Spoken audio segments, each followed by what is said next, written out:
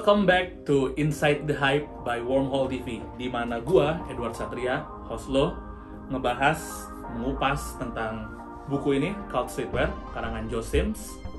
Dan untuk episode kedua kali ini, setelah kemarin kita bahas Carhartt di sesi workwear ya, gue pengen ke sportswear.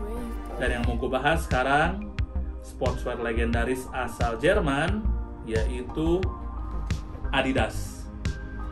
Dan kalau bahas Adidas, gue juga kebetulan punya buku dari Page One, edisi brand A to Z-nya mereka, yang ngebahas tentang Adidas. Jadi, karena menurut gue relevan, gue akan bawa ini juga, supaya kita bahas brand Adidasnya lengkap.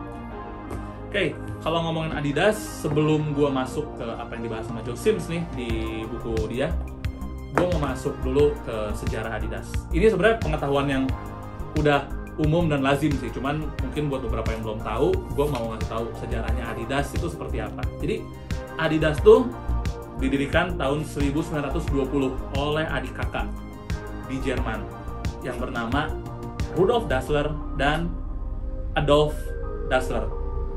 Tahun 1920 mereka membuat sebuah perusahaan sepatu yang emang berfokus pada atletis shoes. Zaman itu zamannya track ya, lari lalu lompat jauh gitu. Dan si Adolf Dassler ini dan kakaknya membuat perusahaan yang cukup maju di tahun itu, di 1920, dan terpaksa harus pecah di tahun 1948, 28 tahun kemudian, di mana sang kakak Rudolf Dassler membuat perusahaan yang pasti lo tahu juga, namanya Puma, masih bertahan sampai sekarang.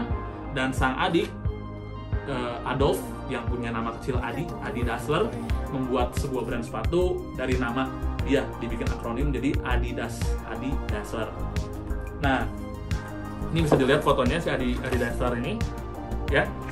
Dan jadi lucu juga kan ceritanya, mereka adik kakak akhirnya harus bersaing, dan sampai detik ini Puma dan Adidas masih bersaing. Awalnya mereka garap football dua-duanya di post World War I ya, dan akhirnya sampai sekarang ya udah berkembang, dua-duanya punya ambasador musik, ambasador basket, ambasador bola, dan so on. Oke, kita akan masuk ya ke bahasannya bersama Joe Sims. Gue mau quote dulu nih. Joe Sims tuh memulai ya kata-kata, ini menarik sih menurut gue. Di alinea satunya Joe Sims ini membahas seperti ini. Gue akan quote ya dia.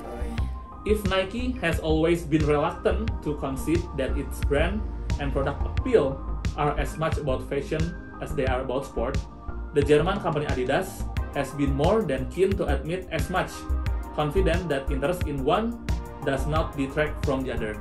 Jadi Joe Sims bilang kalau Nike itu ragu-ragu dalam menyatukan olahraga dan fashion atau lifestyle, sedangkan Adidas, brand asal Jerman ini, sudah mengukuhkan benderanya di bidang fashion dan juga cult streetwear menggunakan bendera Adidas Originals yang tahun 1991 dibuat. Balik lagi teman-teman, Joe Sims membuat buku ini di tahun 2010. Dan ini menurut opini pribadi gua, apa yang membuat Nike berhasil mengubah image-nya yang awalnya nih oleh Phil Knight. Emang kan Phil Knight tuh bikin Nike from runner to runner ya. Jadi emang running shoes, athletic shoes banget, sepatu olahraga menjadi lifestyle brand adalah tahun 2012 ketika mereka menggaetkannya membuat Nike Air Yeezy 2. Tahu dong Nike Air Yeezy 2. Nah, itu menurut gue itu breakthrough yang membuat Nike menjadi sebuah brand lifestyle yang sampai sekarang akhirnya di modern sneakers era 2014-2015 dan keterusan sampai sekarang tetap di image-nya bahwa Nike adalah lifestyle brand, lebih lifestyle dibanding sports. Tapi di tahun 2010 ketika Joe Sims membuat buku ini, Adidas tuh lebih kuat di culture street dan musiknya. Itu terlihat kalau lo tarik lagi sejarah ke belakang. Run DMC, sebuah band hip hop di tahun 86 membuat lagu My Adidas. Jadi di tahun 80, 90 tuh ketika Nike masih fokus sama sportsnya, Adidas tuh sudah mengukuhkan di culture-nya, di scene-nya musik, terutama hip hop ya. Jadi Run DMC tuh di sini tulis ya sama Joe Sims, membuat lagu My Adidas menggunakan Adidas Superstar Shell Toe, dan akhirnya cukup dekat juga dengan scene B-boy atau break dance yang ketika itu emang dekat banget sama hip hop. Dan gak cuma music hip hop aja, Adidas was part of the street culture, more specifically the music culture that underlies it long before that.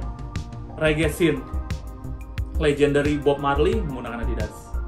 Lalu Jim Morrison of The Doors menggunakan Adidas. Mick Jagger dan Keith Richards, Adidas. David Bowie, Adidas.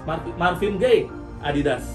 Lalu more modern, dia bilang more modern hip hop artis seperti Missy Elliott dan Jay-Z menggunakan Adidas juga. Red Hot Chili Peppers, Anthrax dan Korn dari scene rock / metal juga menggunakan Adidas. Jadi buat lo yang mungkin nggak hidup di zaman itu ya, gue masih mengalami sih zaman itu. Jadi Missy Elliott, Red Hot Chili Peppers di tahun 2000 itu, terus Bad Boy Records juga collab sama Adidas ya. Bad Boys Records itu recordingnya East Coast punya Puff Daddy, P. Diddy, itu membawahi Biggie, siapa lagi ya, cukup banyak sih itu Bad Boy Records tuh waktu tahun itu 90 sampai 2000 itu benar-benar apa yang lo lihat sekarang di tahun ini tuh terjadi sama Travis Scott or Drake.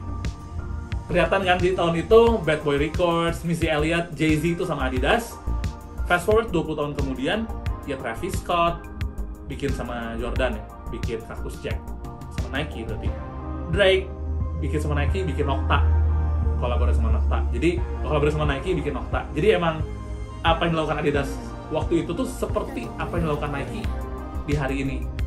Jadi nggak salah kalau Joe Sims di buku ini bilang seperti itu ya, karena emang dia mengacu ke masa 2010 di mana musik tuh waktu itu Beastie Boys bahkan di sini. Beastie Boys tuh menggunakan Adidas. Jadi ya emang Adidas di tahun itu ya 90 sampai 2010 let's say lebih menancapkan bendera fashion dan sportnya nyatu di scene streetwear gitu. Jadi nggak salah juga apa yang disampaikan Joe Sims, walaupun harus dibilang ini obsolete atau ketinggalan zaman, butuh update lah kalau melihat kata-kata Nike reluctant, ragu-ragu untuk menyatukan fashion dan sports. Dan di buku ini juga dibahas bahwa Adidas di Eropa sangat kental dengan culture terrace casual atau culture hooliganism dan ultras di sepak bola terutama. Jadi kalau di UK ultrasnya West Ham, atau di Italia ya ultrasnya Lazio atau Roma, mereka tuh nggak menggunakan atribut warna klub mereka. Jadi mereka nggak ultras Roma misalnya harusnya menggunakan marun, nggak, mereka tuh menggunakan hitam seperti apa yang gue pakai biasanya. Track top, track pantsnya Adidas biasanya, lalu bawahnya pakai Samba. Kenapa? Karena ketika mereka berkelahi ya, gelut sama antara supporter, polisi tuh nggak tahu ini fans mana nih, fans Lazio kah, fans Roma kah, nggak tahu gitu. Dan emang Adidas tuh menjadi darlingnya banget dari tahun 1980. Passionnya untuk football oriented sneakers tuh, atau yang mereka sebut trainer deh kalau di Eropa, sangat kental.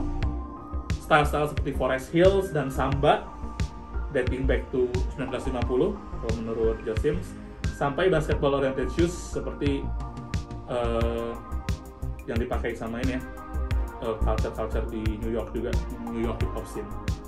Jadi selain kuat di bidang terrace juga casual, Adidas juga punya kedekatan khusus dengan high fashion. Itu terbukti dengan co-brand mereka dengan Yohji Yamamoto, yaitu mereka membuat sebuah brand yang bernama Y3 by Yohji Yamamoto. Jadi ini brand yang punya afiliasi dengan black and white ala Yohji, dibikin menjadi lebih casual, lebih ready to wear, lebih sportswear high fashion oleh Yohji disuap seperti ini. Mereka juga, Adidas juga dekat dengan Stella McCartney, Raf Simons, Rick Owens yang dalam 10 tahun ini selalu membuat kolaborasi. Jadi Adidas cukup kuat, cukup kental di culture streetwear ya, dan sneakers tentunya. Di buku juga dibahas tuh. Ini sepatu Adidas pertama tahun 1936, fast forward sampai 60-an ada semua, 80-an, tahun 99 tuh. Adidas, ya emang kalau ngomong scene streetwear dengan Adidas, mereka selalu ini ya, selalu antu, tetap update juga, kolaborasi sama brand-brand seperti Undefeated, Dating Ape, terus Maharishi, dan brand streetwear tuh selalu oleh Adidas ini digarap. Dan Joe Sims makanya bahkan dia di sportswear ini dia nomor satunya naruh Adidas. Mungkin karena tadi apa yang dibilang Joe Sims ya, Nike di tahun ini ketika dia tulis belum segitunya ke fashion atau street culture, sedangkan Adidas sudah menancapkan dari tahun 1980 akhir sampai 2010. Oke, itu yang gue bahas, yang gue kupas dari buku ini tentang Adidas. Mungkin ada yang terlewat kali ya dan tentunya kalian dari subculture tertentu punya tambahan, mungkin bisa komen langsung, tambahin gue dan discuss di comment section. Jangan lupa juga buat subscribe dan tolong komen juga kira-kira dari brand-brand yang ada di buku ini, yang ada di episode 1 ya, udah gue jabarkan brand apa berikutnya yang mau dibahas. Drop di komen. Jangan lupa subscribe. See you in the next episode. Ciao.